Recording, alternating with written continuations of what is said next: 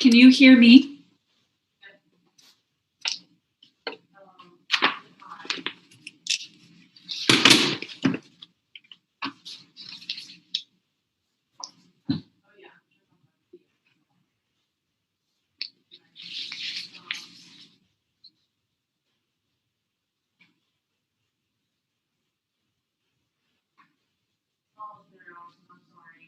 It's okay. You're doing great, Joey.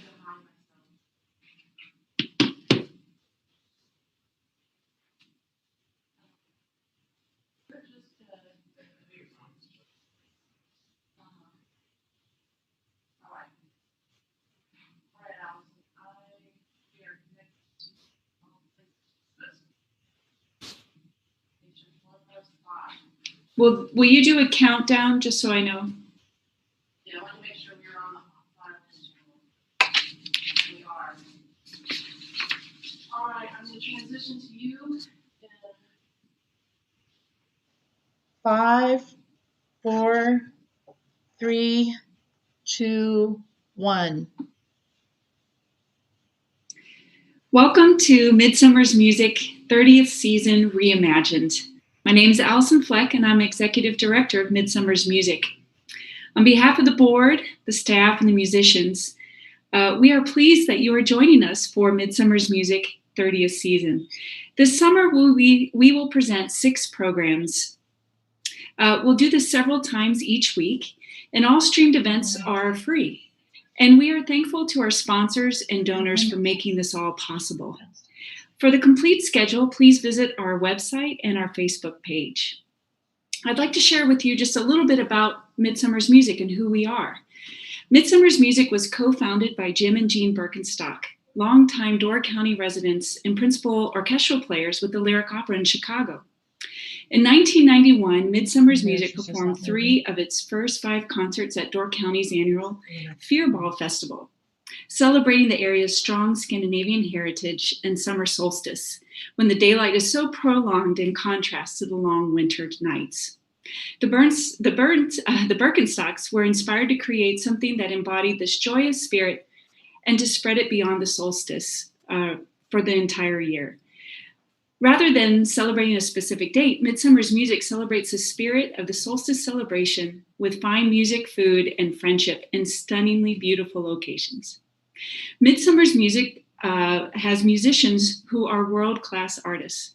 We're fortunate to have members of Quartet String Quartet, the Lyric Opera Orchestra, Chicago Symphony, Milwaukee Symphony, and many more major ensembles and teaching institutions throughout the United States.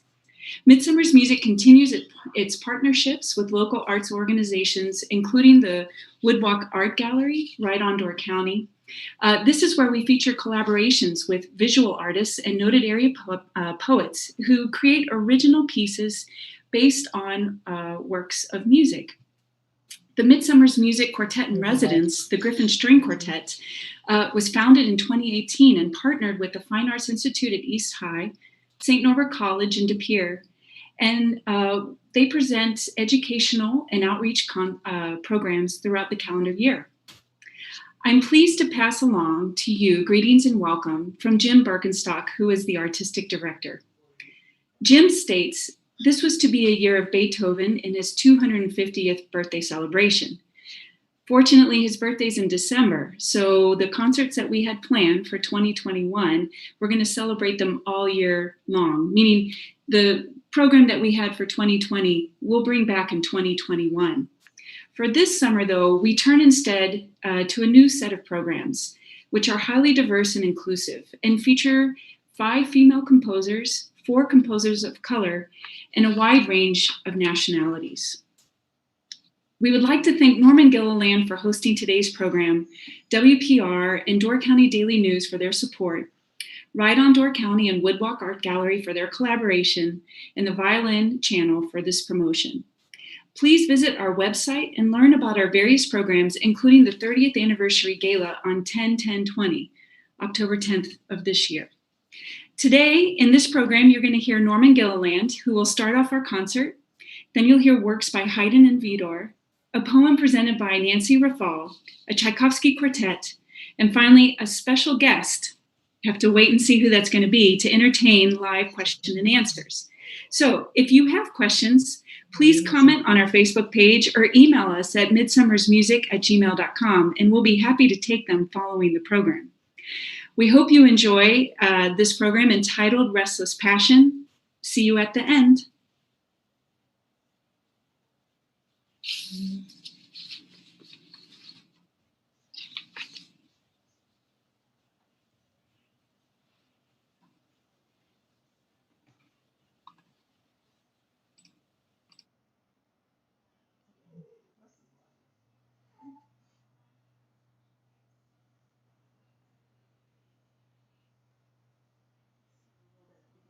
Oh,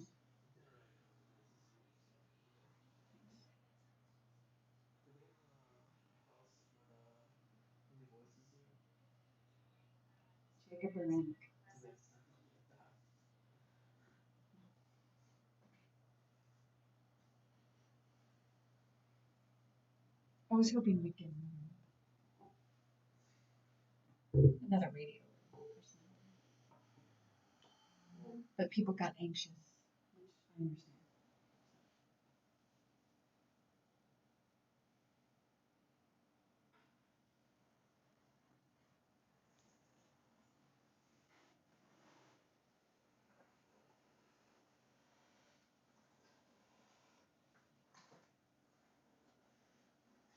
Ten, 9, 8, 7, 6, 5, 4, 3, 2, 1. Welcome to Midsummer's Music Restless Passion program. I'm Norman Gilliland. We'd like to thank the sponsors who have helped to make this concert possible. They are Jim and Jean Birkenstock, and also Mary Hauser and Jerry Randall, and the Donald and Carol Crest Pavilion for the space in which this program is being recorded. We invite you to make tax-deductible donations to midsummersmusic.com, and also we'd like to let you know that on October 10th, Eric Lewis will be hosting an online fundraising gala for Midsummer's Music, and that'll include the auction of 10 violins that have been decorated by Door County artists, and there will also be other items for sale via silent auction. Performers for tonight's Restless Passion program include David Perry and Ann Palen, violins, Allyson Fleck, viola, Paula Kosower, cello, and Jeannie Yu, piano.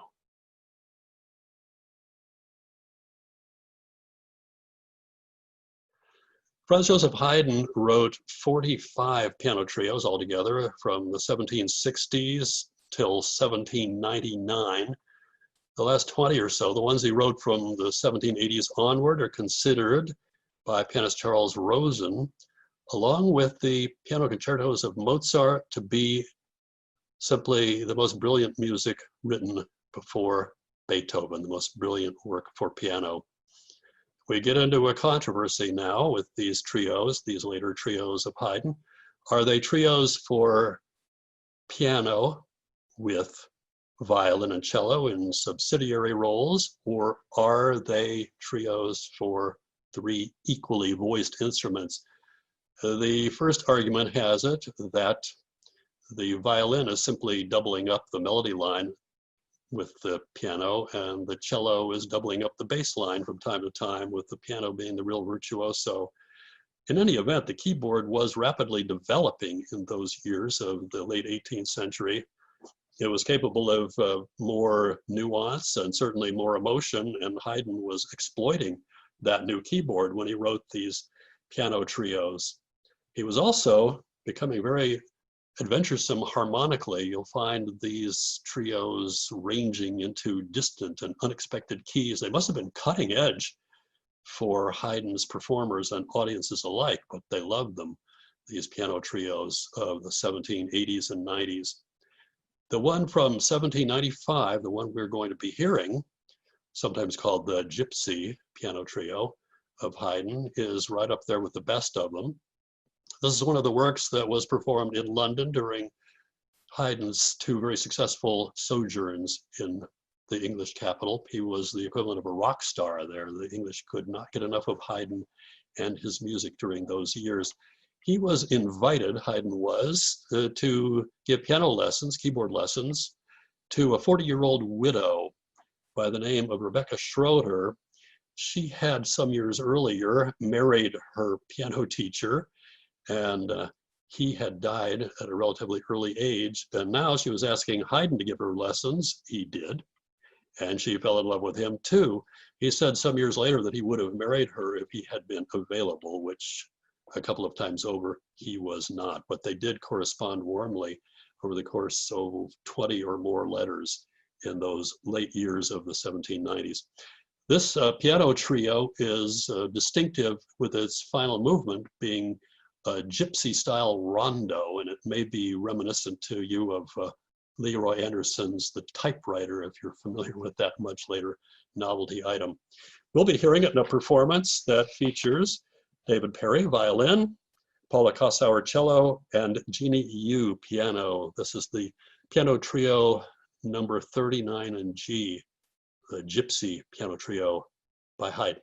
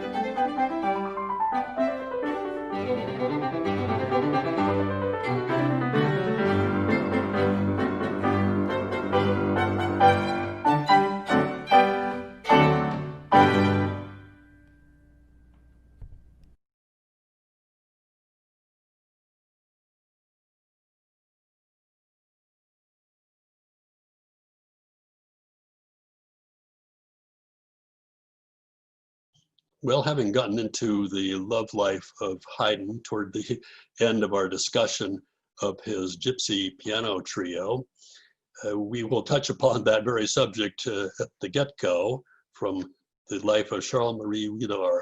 At the age of 76, that would be in 1920, Widor married for the first time a woman who was one of the most important of European families, one of the most important and distinguished of European families. It was, I suspect, a marriage convenience. We don't know too much about it, and it certainly didn't have much bearing on his music, but biographically, it's an interesting footnote. Having dispensed with that, we get a little bit more, a lot more in fact, into the work of Charles-Marie Widor. He was born in Lyon into a family of organ builders and organists, and it just seemed inevitable, given the social and family situation, and maybe the gene pool too, that Widor would become an organist. He became more than that. He was one of the most prominent organists and composers of organ music in France in the late 19th and early 20th centuries. He is known primarily for his 10 organ symphonies, and ordinarily you would not use that term symphony for a work for a solo instrument, but the 19th century organ was developing into an instrument that was capable of much more warmth and, again, emotional depth than the earlier Baroque organs, which primarily were emphasizing a crisp, clear sound. The warmth and emotion were much more important to 19th century and early 20th century organ builders and organ music composers. That was true with Widor. So we have these 10 organ symphonies of his as real landmarks. He was also one of the great teachers. Bach was his yardstick, apparently, for all teaching. But along the way, over the course of 30 or more years, he wrote chamber music too. And we'll hear a little sample of that. It comes from about 1889 or 1890 and was one of the works that was in 4 movements. This is the last movement of the 4 of this little set of pieces. It's called a serenade in A, and it will bring back our performers, David Perry, violin, and Paula Kosower, cello, and Jeannie Yu, piano. The Serenade in A by Charles-Marie Widor.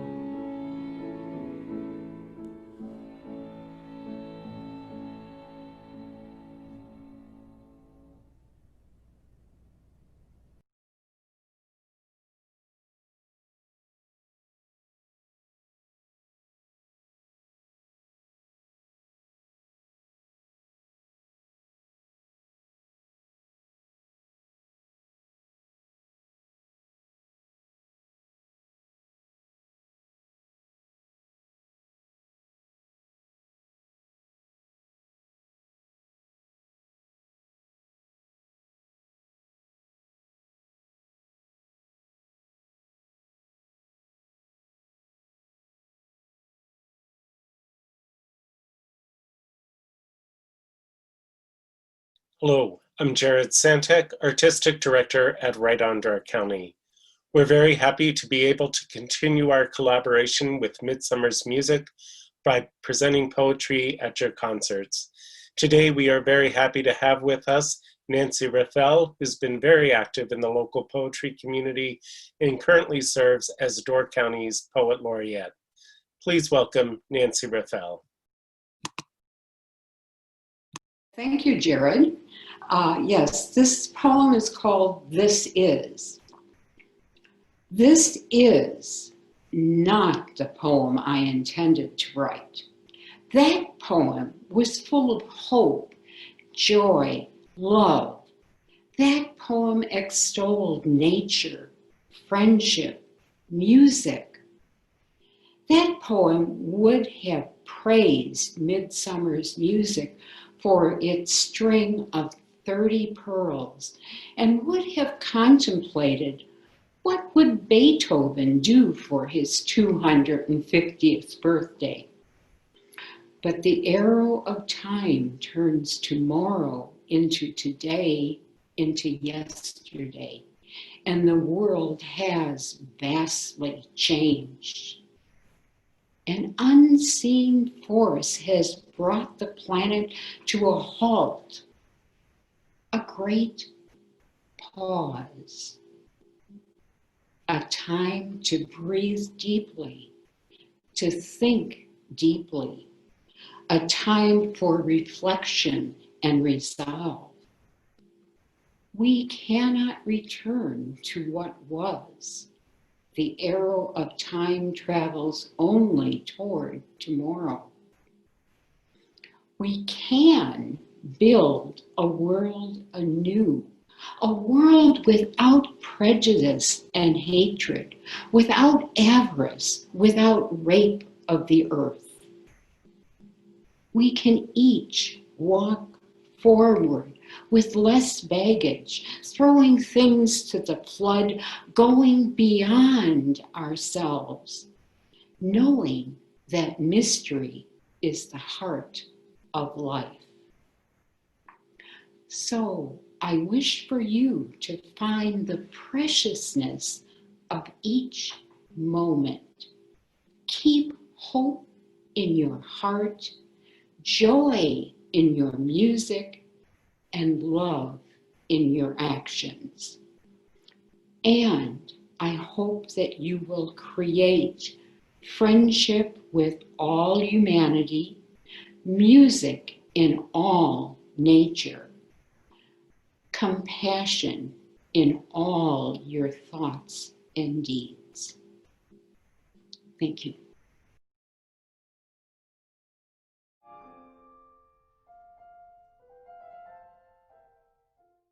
Welcome to Midsummer's Music Restless Passion program. I'm Norman Gilliland. We'd like to thank the sponsors who have helped to make this concert possible.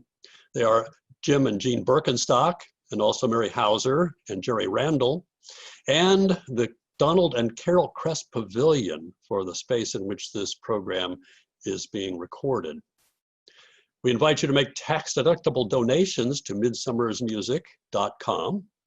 And also, we'd like to let you know that on October 10th, Eric Lewis will be hosting an online fundraising gala for Midsummer's Music, and that'll include the auction of 10 violins that have been decorated by Door County artists, and there will also be other items for sale via silent auction.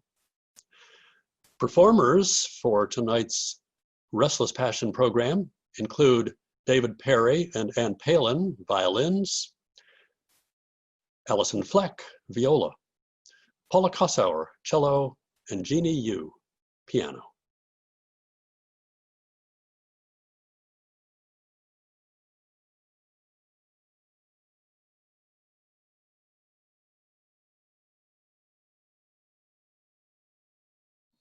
Over the course of several years, Peter Tchaikovsky wrote his 3 string quartets. The first of them has been the most famous, but largely because of its second movement, the Andante cantabile, which has become so popular in its own right in various arrangements over the last century and a half. to the point that Tchaikovsky himself found it a little tedious that everybody wanted to play that movement or that string quartet, his Opus 11, instead of works that he thought were more deserving. Part of that may have been Tchaikovsky's rather peevish personality. He was a little bit of a contrarian when it came to his music, and certainly full of self-doubts when it came to his music. But in the case of his second string quartet, he seemed to have none of those doubts. He wrote it in a course of about a month or two at the end of 1873 and into January of 1874, and said that it was the best of all of his works. He wrote that in a letter to his brother Modeste. And to his patroness, Madame Nadezhda von Meck, he said much the same thing. He said that it had been a sheer delight to write this string quartet. We'll have to take Tchaikovsky at his word. If he thinks it's his best, then, well, who are we to argue? And certainly, who are we to argue if we hear the work that we're about to hear performed by members of our Midsummer's Music Ensemble? One little note about this, in addition to the cheerful approach that Tchaikovsky had to it, it was first performed at the home of composer Anton Rubinstein, composer and pianist and personality.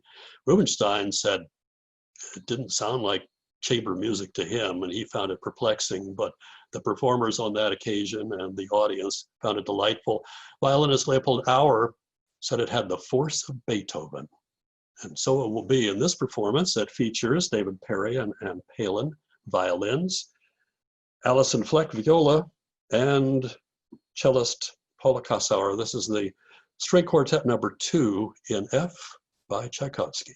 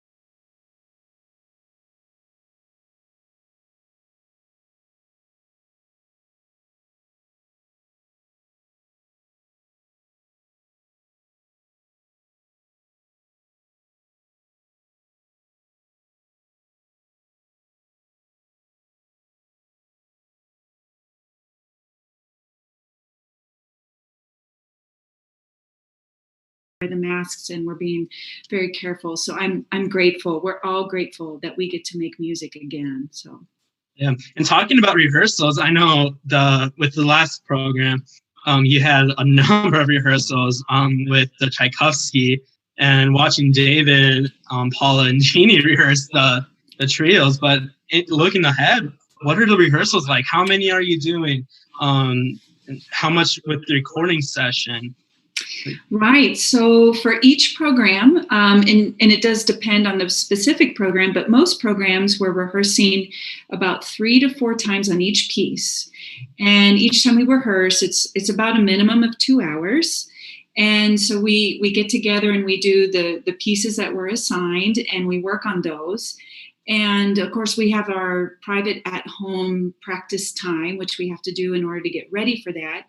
And as we get ready for the rehearsals, we're doing that at-home practice, then we're coming to rehearsal. But then, as you said, the recording, and sometimes the recording is happening at the same time we might be working on a next program because we're at home practicing that next program and then we have to overlap. So sometimes we could be on 3 pieces at one time.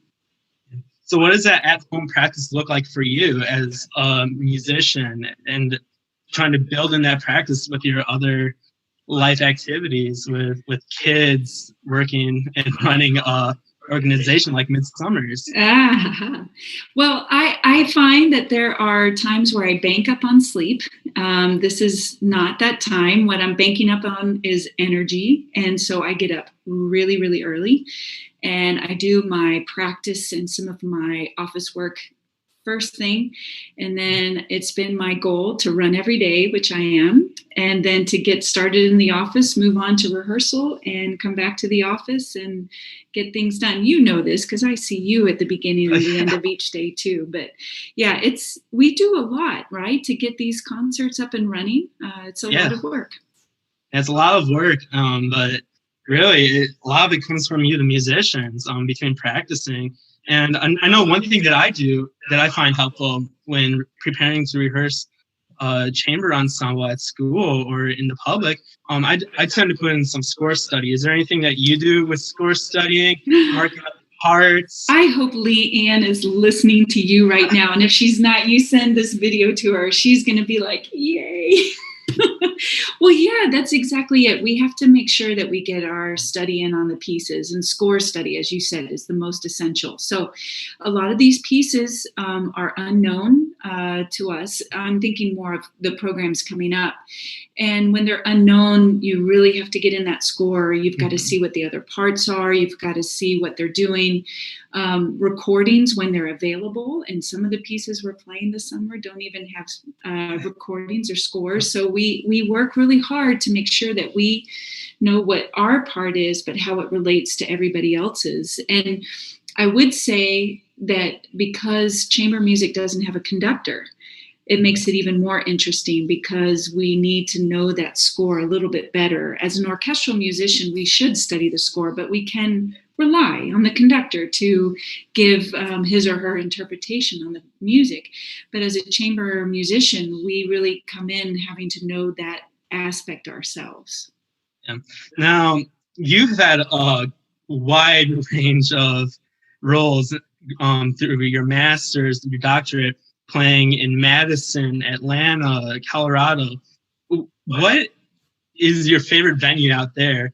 And bringing it to Door County, what is your favorite venue here? Because we have so many great places that welcome us with open arms to play, including the Crest Pavilion, which we saw today. But I want to hear from you. What are your favorite venues? Well, I'm definitely going to tell you about the Crest because I love the Crest. But it's funny, you said Atlanta and Colorado. So I'm going to tell you that one of my favorite venues in Atlanta was playing in the Fox Theater. As a member of the Atlanta Ballet Theater, it was one of these old, beautiful halls, gorgeous, actually, with a grand pipe organ. And we did over 20 Nutcrackers every season, and it was such a fun experience to play in a hall like that. In Colorado, I mean, that was also great. I played in Denver and Colorado Springs and Fort Collins and Greeley, Cheyenne. So they all had great halls. So I'm going to maybe say that they were all wonderful. Pikes Peak over there in Colorado Springs was an amazing place to play. Here in Door County, I think we're very fortunate. We've got great places. One of the things that Midsummer's tries to embody is the spirit of a retreat, of being part of the nature and being collaborative with our other arts and programs. So I know that Bjork London and Clearing would be at the top of my list because they're natural the way that they are, but then take Cress. And one of the things that I hope people might have noticed, maybe even drifted away from the musicians, is all the windows that are there at the Cress and how you can see far and wide, and maybe next time we'll put the musicians in front of a different window and we can get the water, perhaps might be our next camera angle. It's so wonderful to play there. I'm grateful. St. Luke's, that's where we've been rehearsing, a beautiful space for us, and we're going to start recording at Miller Art Museum down in Sturgeon Bay this week. I mean, I just feel very fortunate for all these beautiful spaces and places.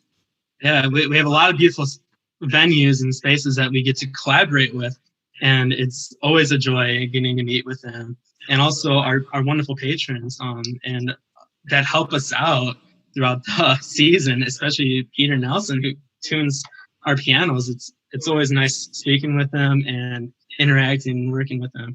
One last question maybe would be, we have behind both of us posters. Behind you I see one there.